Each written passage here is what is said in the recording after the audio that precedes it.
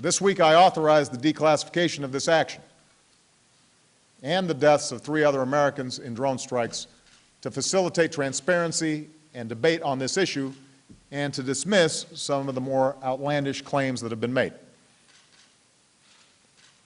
For the record, I do not believe it would be constitutional for the government to target and kill any U.S. citizen with a drone or with a shotgun without due process.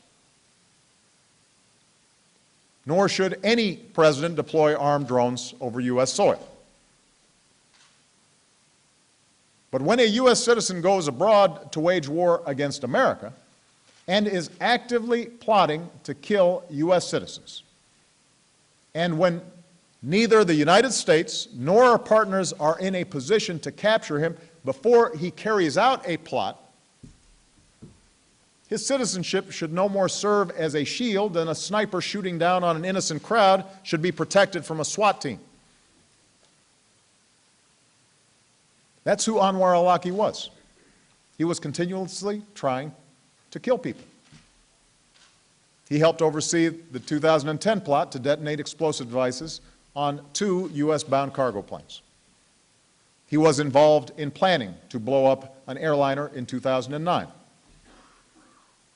When Farouk Abdul-Muttalib, the Christmas Day bomber, went to Yemen in 2009, Awlaki hosted him, approved his suicide operation, helped him tape a martyrdom video to be shown after the attack, and his last instructions were to blow up the airplane when it was over American soil. I would have detained and prosecuted Awlaki if we captured him before he carried out a plot, but we couldn't. And as president, I would have been derelict in my duty had I not authorized the strike that took him out.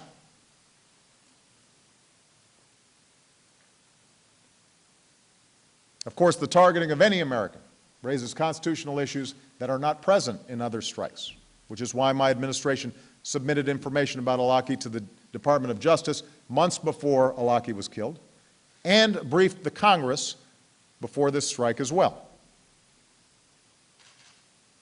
But the high threshold that we've set for taking lethal action applies to all potential terrorist targets, regardless of whether or not they are American citizens. This threshold respects the inherent dignity of every human life. Alongside the decision to put our men and women in uniform in harm's way, the decision to use force against individuals or groups, even against a sworn enemy of the United States, is the hardest thing I do as president. But these decisions must be made, given my responsibility to protect the American people. Now, going forward, I've asked my administration to review proposals to extend oversight of lethal actions outside of war zones that go beyond our reporting to Congress. Each option has virtues in theory, but poses difficulties in practice. For example, the establishment of a special court to evaluate and authorize lethal action has the benefit of bringing a third branch of government into the process, but raises serious constitutional issues about presidential and judicial authority. Another idea that's been suggested, the establishment of an independent oversight board in the executive branch, avoids those problems but may introduce a layer of bureaucracy into national security decision-making without inspiring additional public confidence in the process.